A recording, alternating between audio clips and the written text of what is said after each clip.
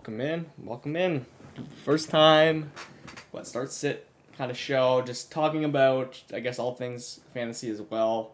Uh, Before this noon slate, before the chaos here, everyone's got to get their start. Even we got to get our start sits in.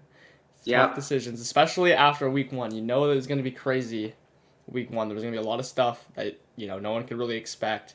Now you're debating, do you put in Harold Fannin or the tight end three that you drafted in the whatever TJ Hawkinson or whatever, right? Like Yeah. so, um, It's a yeah, legitimate question. And yeah, I mean, we're both in a lot of leagues and we got some tough lineup decisions ourselves. We were texting each other yesterday a lot, or at least I was texting you a lot. Okay, do I start this guy or that guy? Or, pick two of these guys. So, yeah, we're all in the same boat here. So we figured we would try something different today, help you all out with your start sit decisions. So, yeah, this should be fun. Be interesting to see if how many people join us today. But yeah, I'll start you with one decision I'm trying to make that I thought that was kind of interesting. Tony Pollard or David Montgomery. yeah. I So mean, you're full the PPR league. yeah. I mean, I'm going Pollard just without even overthinking it. It is a tough matchup Okay. against the Rams, but I'm just gonna lean on that projected work volume. He should be projected for more receiving work as well. I mean, he's like literally when he's out there. I mean, he's playing the most snaps of any running back, basically out there In the in NFL. the NFL Yeah. without Spears. I mean, it just yeah. Is there a chance Montgomery randomly scores two touchdowns, Pollard doesn't score one or whatever? Like, yeah, that's a Yeah. possibility. I'm just gonna play the guy that touches the ball more. I think they're both equally as enticing as players, so Mhm. that's where I lean. Yeah. But Okay. Yeah, I mean it's on Randy and I's co-managed team. I think he's more leaning Pollard. I'm kind of trying to push for Montgomery, so I sent him a DM, making my case for Montgomery a little. So we'll see what he says to that. And then one other decision is in my home league. I think I have Josh Downs in there right now, which I oh don't feel amazing about, but maybe it's one of those things where everyone puts him on the bench because he's coming off a bad week one. It's a tough matchup. And this is when he goes off, of course, right? Because that's just how fantasy football works sometimes. So can you get on board with that theory, or do you think I should look for like anyone else to play other than Josh Downs? I'd be looking for someone else to play. I mean, hey, anything's possible. It's Hmm. I mean that's gonna happen all the time. Just because you always remember it, right? It always feels like it Yeah. happens because you always remember when you were sitting that guy maybe that you thought was enticing, but it's coming off a Hmm. stinker, which Yeah. hurts. But I mean, I just saw Josh Downs in one of my redraft leagues, and I'm like, it is half PPR. Got him super late, luckily. It's the only reason I took him. And I'm just like, dude, like if I can get anything for this guy, like just to because I have a bunch of injuries, and I can't even Uh, play him through a bunch of injuries. I don't have any confidence. So that mhm. that answers uh, your question from Okay. my perspective. But yeah, if it's full PPR, of course I have more confidence. That's a half PPR. Oh, okay. Um, Yeah, my league is full yeah, PPR. I mean, I don't have very many good options on the bench. I mean, I have a lot of like handcuffs and I see. like rookies and stuff like that. I So picked up a bunch of tight ends just because they happen to be the best players on waivers as like terms of a flex play, even though there's not even any kind of tight end premium. okay, So, would you consider any of these tight ends in a flex spot over Josh Downs? Now, keep in mind this is like a deeper yeah, redraft league than you would typically see. It's actually start nine plus the kicker and defense. So that's why I'm even having to consider someone like Josh Downs. So I don't know if that makes it a little more acceptable. But yeah, bench options would be like Noah Fant, Jawan Johnson, who's coming off a oh, big game, okay, Cole Kmet, who just seems like I feel like tight ends always will, score a touchdown against the Lions. And Michael Mayer. I don't know what the status of yeah. Brock Bowers is. It seems like he's trending toward playing, but it's a little iffy, and he doesn't play till Monday, so that makes it tricky. Juwan Johnson really stands out. I've actually been trying to buy him Okay. in Dynasty, especially these like two PPR ones specifically. Not that Yeah. interested in these .5 premiums. I mean, 11 targets, but not only that, he played like all the snaps. We've never seen that out of Mhm. Juwan Johnson. It's just the Kellen Moore system here, right? That's your first game with him. I'm willing to like buy into that Mhm. until proven otherwise. Yeah. Good call. I mean, you So, can't ignore that many targets, and maybe he has a connection yeah. with Spencer Rattler, and or By the maybe it way, has to do with Kellen Moore, like you said. Whatever it is, like probably just better off betting on it continuing some way somehow. So yeah, I just Yeah. put him in my starting lineup He over Down. really might be the Jonnu. He's the early Jonnu Smith of this year, Hey, I like 100%. it.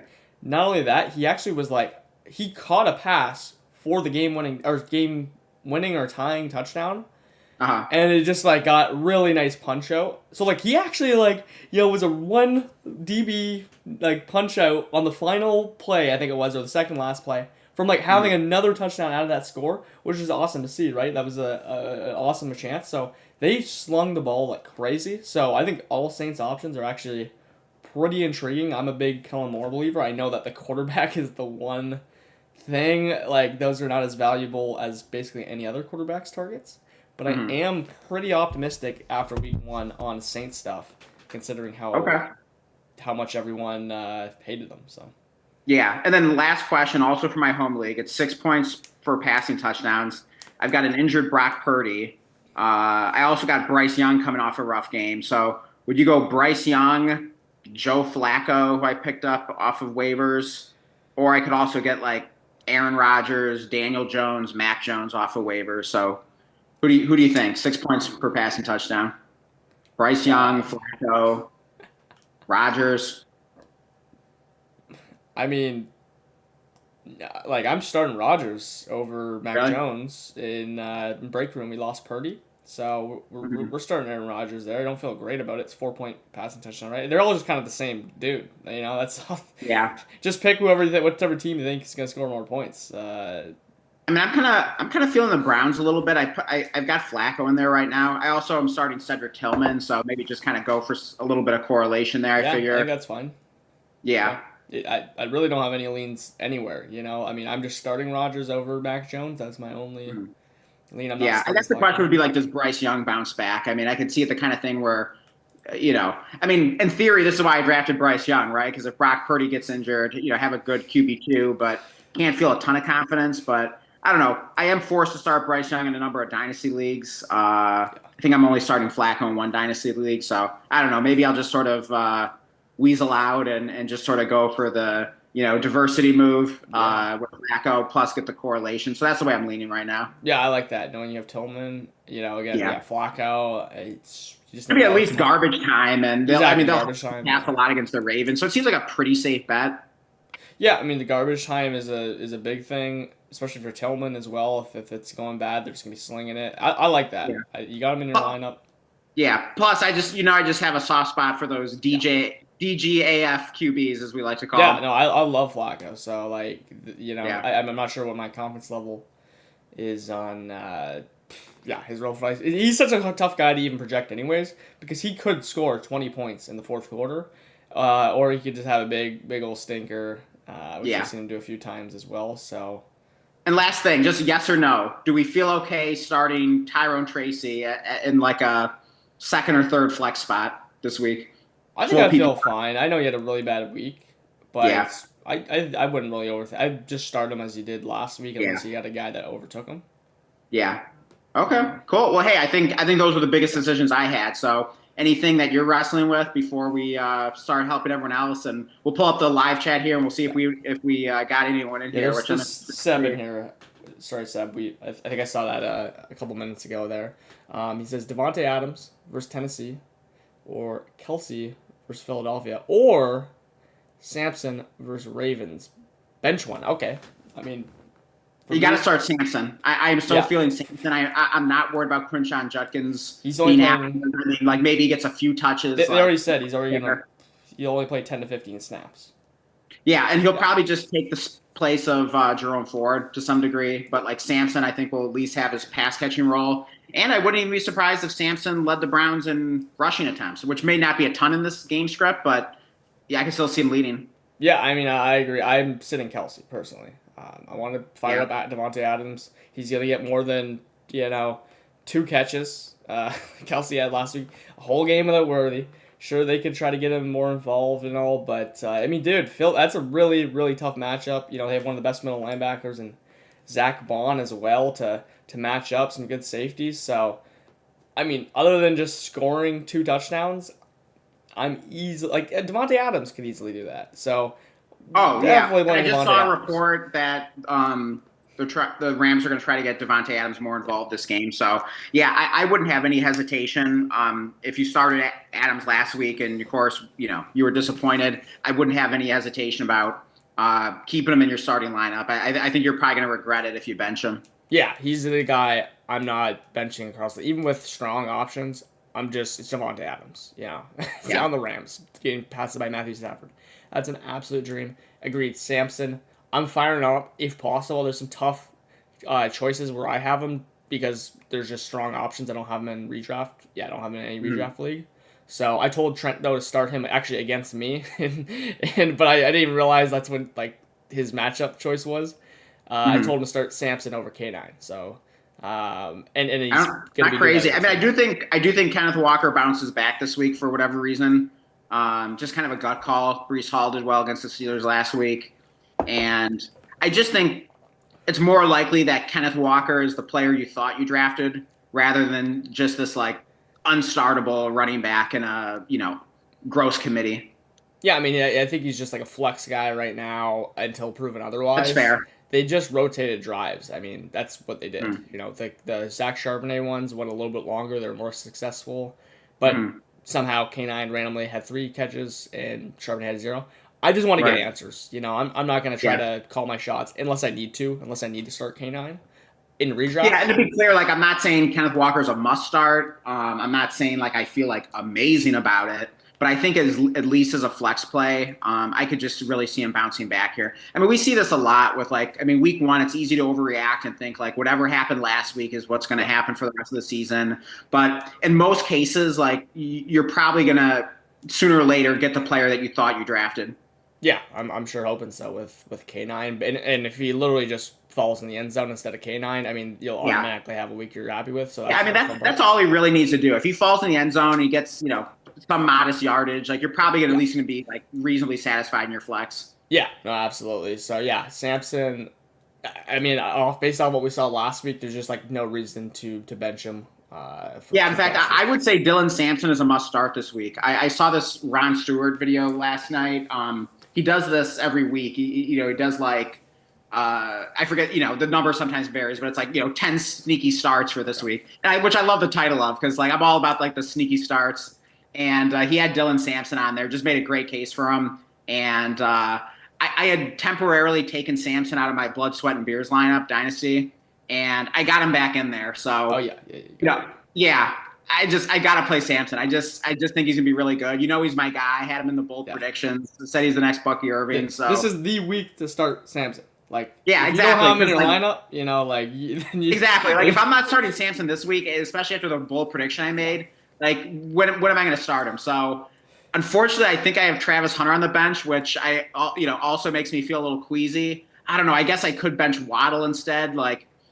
Okay, if it's a given that I must start Sampson, are you benching Waddle or Travis Hunter? I'm benching Waddle. I'm benching Waddle. I don't like Waddle at all. I hate that whole Miami thing. I hope it turns around though. Yeah. I hope it does. I don't want anything to do with Miami. I will never tell anyone to start Waddle or dude, honestly, I want to be proven wrong with Reek too, but I don't feel good if I have Reek at all. Thankfully, I do not have him anywhere but a best ball. But all right, you might be talking me into it here. All right, dude, I threw Travis Hunter in the lineup. Do not feel good. Waddle's at least for me again. I think Waddle's really talented. I think you'd be good eventually. But for me, there was nothing worse in fantasy than starting a dude that's been unproductive. You have no reason to think that'll turn around randomly on some second week of the season. Right. Where you have whether it's Hunter or it's Sampson or it's whatever other guy, I'd start Rashid Shaheed over freaking Waddle, dude. Okay. I have no confidence in him until proven otherwise. So I know a lot of people have to start Waddle. That's fine. But when you have choices. Yeah. But yeah, it looks like I'm going to be starting Hollywood Brown over him with Worthy out. I'm sure a lot of people are this week. I mean, after getting 16 targets, how can you just not ride that wave and hope it? Yeah, that feels disgusting. But I mean, you just gotta hope he gets anywhere near 16 targets or double digit targets will probably work for me. Yeah. Just have him in there as a second flex spot. So, but yeah. I don't know if there are any other questions in the live chat, but I was also just going to ask you, Blake, Mhm. are there any other players you're starting this week that maybe some people out there might have on their benches right now and could be overlooking? I'm trying to get Tillman. It's so tough on these Hellman, teams that yeah. are own Tillman. I'm trying to get him in everywhere. Andrew and I actually have just decided to play Tillman over K9. Like I said, we're trying to sit K9 where possible. We made a lineup oopsie. We didn't look or change anything from week 1 to week 2. We were supposed to get Tucker Crafton because we have literally like Evan Ingram, Hawkinson, a bunch of guys we have question marks about.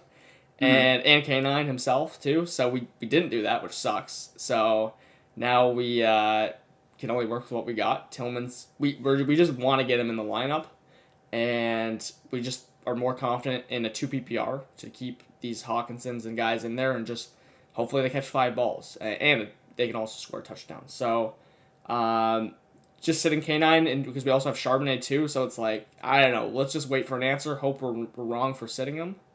Mhm. Proven wrong. So Tillman is a big one. Again, Sampson's been a big one for me. I actually just traded him away in a league where there's no chance I can even start him. Mhm. And I have him in another 2 leagues still. I think Josh and I have agreed to start Sampson.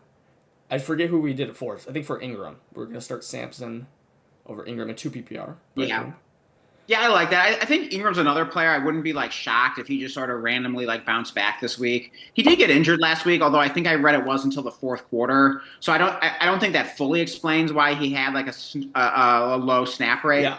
But in any case, I could just kind of see it randomly bouncing back. I could see Knicks and the Broncos offense bouncing back.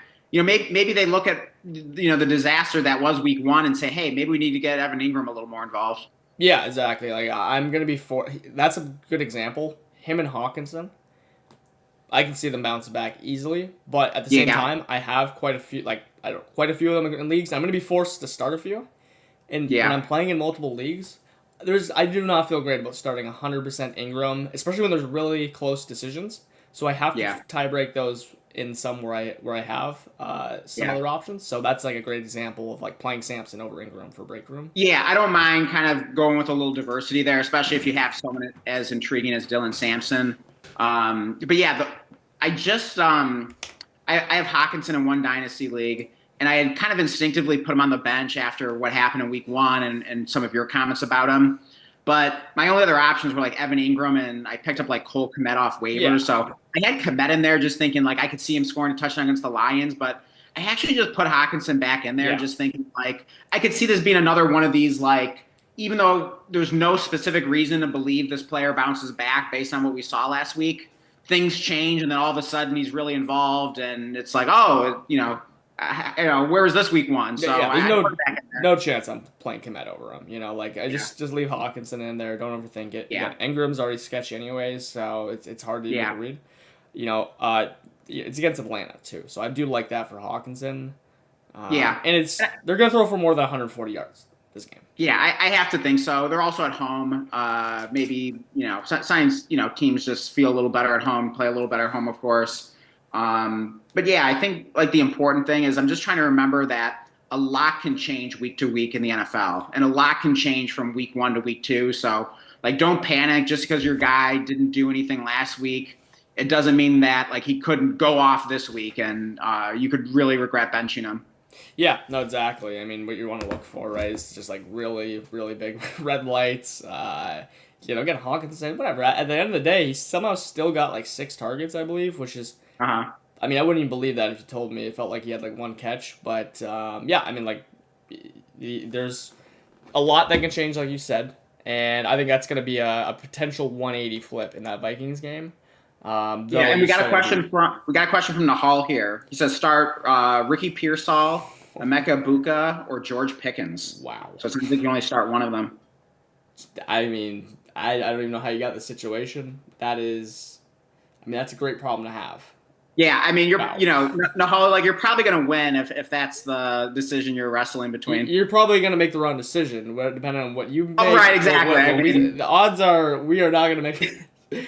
I mean, look, Ricky is really, really interesting given everything. The big question mark is Mac Jones, who also, hey, we were talking about BTJ. He fed BTJ to some awesome numbers last year. No, they're not the same kind of player. Igbuka Monday night. It is a tough defense. Very tough defense. Who Yeah, does they're playing the Texans. So is Stingley healthy?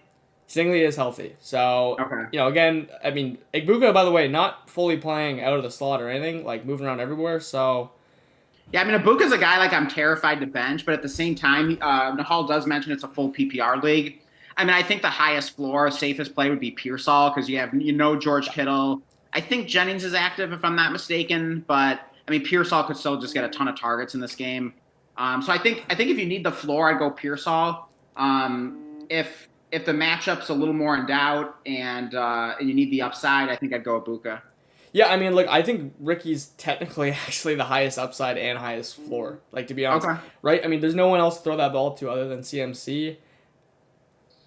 Who do they play? The Niners play. 49ers, they play the Saints, so they might have to throw. They might have to throw a ton. Yeah, that'd be my one concern there. But I don't want to overthink it too much. I do agree. Pearsall is a very solid Yeah, play. I mean, way too tough. I'm starting Ricky. I think one of the best things about asking a start sit is at least that if Nahal feels any other way and he doesn't feel that strongly about Ricky, even though we're talking about him with the highest floor, and I'm saying I still think he's got the highest ceiling. I mean, he might have his answer if he likes Igbuka or Pickens more, even though we're saying so. Mm. But yeah, I think Ricky's just like, dude, this is the week to fire up Ricky. Similar to that Samson thing. You're probably not going to get a better scenario to throw him in your lineup. Yeah, I can't disagree with that too much. Also, he says that he has Puka, London, Chase Brown, and Hurts in the Superflex League. Wow. Sounds like a pretty damn good team. He also mentions that he traded Sutton and JMO for London. Great trade. I mean, I love JMO. I think he'll bounce back in a big way this week. But I mean, yeah, to get London in what sounds like a shallow redraft league, that's a great trade. Yeah, I mean, He Nahal. says the guy had no depth, so great job taking advantage of that, Nahal. Yeah, hey, great trade. And it sounds like you should go and trade one or two of Igbuka, Ricky, and Pickens Right, to go exactly. That's upgrade the answer. someone. I know that the new guys you just named you can't upgrade, but your other quarterback is Superflex. I mean, like, dude, there's like no way where like you're gonna get that right every week. It's a great problem to have. God, I don't even know who would you trade of those three, by the way. Oh gosh, I'd probably say Pearsall just because could there be a scenario that Jennings starts to get going, and then like especially once Ayuk comes back, it's musical. It's going to be musical chairs with those 49ers receivers because only two of them are going to be fantasy relevant at any given time, and we really just don't know who that's going to be. So I would sell high on Pearsall. Yeah, agreed. Hey, we were talking about the 1,000 IQ last time, in that if you think you can sell Pearsall too, you're already having a tough decision. Maybe you're leaning him a little bit. Just start him in your lineup if he has a big Yeah. game. How is someone in trade negotiations gonna argue with you about his value, whatever his how good he is, if he's in Yeah. your starting lineup and you start him over guys like Igbuka, Pickens? Exactly. So I mean, hey, I do completely agree with you. I am 100% selling Ricky of all those people, but I do think he is the best start this week. Yeah, exactly. Start him this week, and then sell him, and you'll have good leverage in that trade negotiation. Because like, hey, the guy can't argue that like, you don't need this Yeah. guy. He's on your bench. Like, hey, no, like I just started him, and just went off for 18 fantasy points. So you got to Yeah. pay up. Yeah, exactly. You start him over Igbuka and Pickens. How can you argue with that? So. Oh my gosh, yeah. I mean, talk about that just something that shows your faith in him and increases his trade value in a very subtle way. Yeah, I mean, we barely even talked about Pickens. Like, dude, Pickens is so, like, it's the same thing for JMO. Him and JMO this offseason have kind of been, like, this basically identical thing. I've just leaned Pickens very slightly because, well, they don't have, like, these monster running backs that can eat up, 50% of the plays and a bunch of the catches, all that stuff. So, and, Laporta's a much better tight end than Ferguson, as we know. So, I've leaned Pickens slightly, but they're the same thing. It's like I'm not overthinking them, but man, like, would you change your decision, Dan, if JMO was in here instead of Pickens, just to get some a little bit different perspective on the Ricky Igbuka Pickens starters? Yeah, I mean, I think I'd be tempted to start JMO over all those guys. I mean, we saw him absolutely go nuclear against the Bears in their second matchup last season. It was actually even at Chicago. It was during the fantasy playoffs, and I remember starting him in a few dynasty leagues. And yeah, I mean, he definitely. Well, actually, I don't think I did very well in the fantasy playoffs. Actually, I think I still lost most of those matchups. But I mean, JMO gave me a chance. I mean, like he went nuts. So also, I believe, yeah, Ron Stewart highlighted JMO in that same video that I mentioned earlier. Yeah, I think JMO has a big bounce back week. In fact, I'm mad at myself that I've been really busy like this past week, and I didn't get a chance to send out any like buy low trade offers for JMO in my dynasty leagues because I think he's an amazing buy low right now. So I'm actually kind of mad at myself for that. So yeah, I would start JMO over all those guys this week. Gotcha. Yeah, I just wanted to make sure because maybe if Nahal really likes Pickens as well, kind of like a JMO. I mean, they're basically the exact same bet, and that's why also Pickens. Like, what a tough decision. I hate that you have to make that, but I feel like we've at least steered in a direction here. Yeah. And also another player that came to mind of just sort of players that maybe didn't have a great week one and talking about whether we think they'll bounce back or not. Do you have any thoughts about Calvin Ridley? Because that's a guy I have in a few dynasty leagues, and I think I have him on my bench in most of the leagues, but I don't think he's like a terrible start or anything. Is it a tougher matchup with the Rams? And any thoughts on Ridley this week? I'm still firing him up where I need to. Like there's, again, like if you want to put a player, I'm just trying to think, like, of a player that, like, I'm starting him over. I don't know. I'm not sure one's in my. Here, let's play a little name game. I'll name a player, and you tell me, are you starting Ridley or this player? Okay. David Montgomery. Yeah, that's exact. I think I actually had to make that in listener league. I mean, let me just go look at that lineup real quick. I mean, let's see. That is like where I think the line's drawn. Okay, I know I am starting Montgomery over K9. So I think that's what I would do too. I like Montgomery this week. I'm starting both of them because I'm starting Montgomery over K9, and I'm starting Ridley still over K9 as well.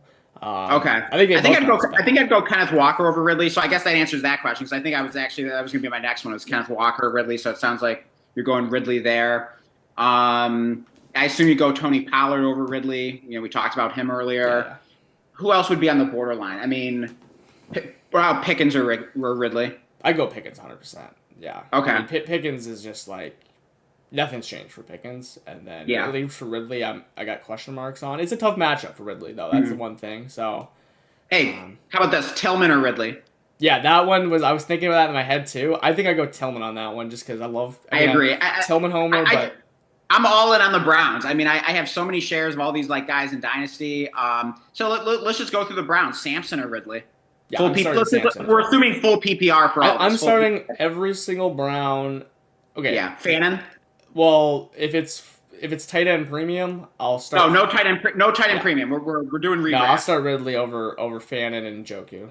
Okay. What Actually, about I don't know, 0.5 premium? 0.5 tight end premium. You start Fannin. Oh god, that's way too tough. I mean, lean Fannin if it's tight end premium. I think I'm literally sitting Njoku for Ridley in this one. So, I mean, that gives your answer. And I'm starting Njoku over Fannin in another one, so. You're starting Njoku over Fannin? Yeah. I mean, he's on my taxi, so I'd have to call him up. But okay. Maybe that's the tiebreaker. It's not enough for me to say, I got to start Fannin over I get that. I mean, that's another thing that, like, that could change in terms of, like, just Njoku bouncing back. That doesn't mean that Fannin couldn't also be really good because – I don't think the two are mutually exclusive. I mean, as I said during or especially later in the offseason, like my theory with Fannin and why I had him on the bold predictions of finishing as a top 12 tight end is I said he's going to be the Brown slot receiver. So, I don't think it means that Njoku can't also do well.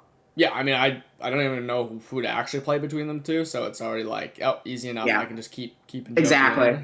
Yeah, tie goes to not elevating anyone from taxi and losing a roster spot. Yeah, no, exactly. So I'm actually playing them both in a couple of leagues, like in the same lineup.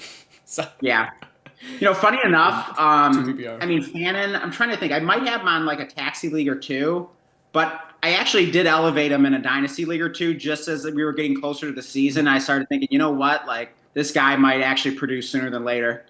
Yeah. Oh yeah. No, exactly. I mean, I kept him on. Like, the only reason I had him on my taxi in this one is because I had Kittle and Njoku, so there's, like, no scenario where I'm like, I'd ever play him. But, I agree with you. Yeah, I threw him up. Yeah, and then Nahal says, I got T-Mac and Judkins, too. Wow, Yeah, I that's mean, hey, awesome. So Ted McMillan, I my mean, this God. is So just the that's, most stacked team I've ever heard in my life. yeah, I hope Ted McMillan's in your starting lineup. Or I mean, is your team that insanely deep that you got Ted McMillan on the bench? That'd be crazy. But he also says my other QB is Dak. I only took him over Drake May because I had no Eagles or Cowboys, so I took Dak with Hurts. Okay, so you have no, so you wanted, yeah, you wanted some Eagles or Cowboys. I see. So I'm assuming, are you a fan of those of the one of those teams, by the way? The Yeah, I Eagles. mean, weird if he was a fan of both of them, right? That's right. Rivals in the NFC East there. So yeah, That's right. clarify that for us in the hall. But yeah, sounds like a sick team in any case. So he says, yeah, he's starting. I assume he's referring to Ted McMillan. Okay, good. Yeah, I mean, Ted McMillan's another guy that I mean, we talked about it, Blake, and you know better because you saw more of that game than I did. But you were saying that he nearly had like a monster week one, and same with Yes. Travis Hunter as well. So like, do not be discouraged by the modest box scores, right? Yeah, and especially for T Mac. T Mac had a Yeah. stronger week one than Hunter. T Mac Mhm. had literally, yeah, one handed catch in the end zone and another one handed catch that got called back for a PI slash also I think they didn't officially give him the catch, but dude, I mean this guy was bullying people while getting, I mean it was like Beckham esque, but not nearly like still at the same time of like Odell. It Mhm. was the same spot in the end zone or basically, or same side of the field there, but yeah, T Mac confidence is still very high on him going through. Just Bryce Young, please get him the ball. Please deliver him catchable footballs, and we'll be good. Yeah, by the way, I just heard back from Randy, and he says I can get behind that. That was answering my question about pushing for David Montgomery or Pollard. Okay. So I think we're going to go that way. Just as a Lions fan, Yeah. I just kind of had that spidey sense that this is going to be a Montgomery game. So yeah, I'm going to go with Montgomery, but I definitely don't think Pollard is a bad start this week. Even though the matchup isn't great, I think he's a guy that, unless you really have another option that you feel, confident about, I would just sort of be fine. Just keep him in your lineup. The volume should get him to a pretty solid game, and he could certainly fall in the end zone. Yeah, no, absolutely. So also he's got Fannin as well, which is Oh my just God, stupid. I Nahal, mean, you crushed this draft, or maybe even waivers too. I don't know where you got Jesus. Fannin, but my Yeah, God. welcome Kyle Murray. I almost said Kyler Murray. Okay. I'm sure he's got that mixed up a couple times. Oh But yeah. start in okay, flex start, half PPR, half points for first down, and it's a deep Hmm. league. Good to know. Yeah. Iamaner, Harvey, Juju, and I'm assuming obviously it's Jake Ferguson. yeah, Jake Ferguson. I mean, I mean, I think I'm Harvey stands out. I mean, I know he didn't have like an amazing yeah. week one. Also, Tyler Batty stole a lot of the passing down work. He actually had 6 targets. And I think I just read a report that might actually continue. But I mean, who the heck knows? I mean, Harvey kind of jumps out to me. But what do you think, Blake? I mean, this is really tough. If you got to lean someone's actually gonna score a touchdown, that's the real answer. I think Jake Mhm. Ferguson could, but again, it's half PPR, so I don't feel very great about that at all. But at Yeah. least RJ Harvey, I mean, he flashed last week on his limited usage. It's a really tough question. How much more does he get than like 5 carries? I mean, he could be the worst play in there easily.